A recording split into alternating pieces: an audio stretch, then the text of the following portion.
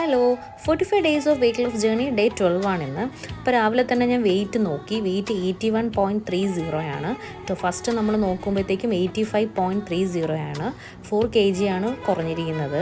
ഇപ്പോൾ രാവിലെ തന്നെ ഞാൻ മോർണിംഗ് ഡ്രിങ്ക് കുടിച്ചിട്ടുണ്ട്. അത് കഴിഞ്ഞിട്ട് ഞാൻ ഇത് ബദാം സോക്ക് ചെയ്യാനായിട്ട് നൈറ്റ് വെച്ചിട്ടുണ്ടായിരുന്നു. അതാണ് കഴിച്ചത്. അത് കഴിഞ്ഞിട്ട് കുറച്ച് വർക്കൗട്ട് ചെയ്തു. ആ വീഡിയോ ഇന്ന് എടുത്തില്ല. അത് കഴിഞ്ഞ് ഓവർനൈറ്റ് ഓട്സ് ആണ്. ഇന്ന് ഞാൻ സ്മൂത്തി ആയിട്ടല്ല ഡയറക്റ്റ് തന്നെയാണ് എടുത്തിരിക്കുന്നത്. അത് കുടിച്ചു. പിന്നെ വെയിറ്റിൻ്റെ കാര്യം പറയുകയാണെങ്കിൽ 4 kg കുറഞ്ഞതൊരു സന്തോഷം തന്നെയാണ്.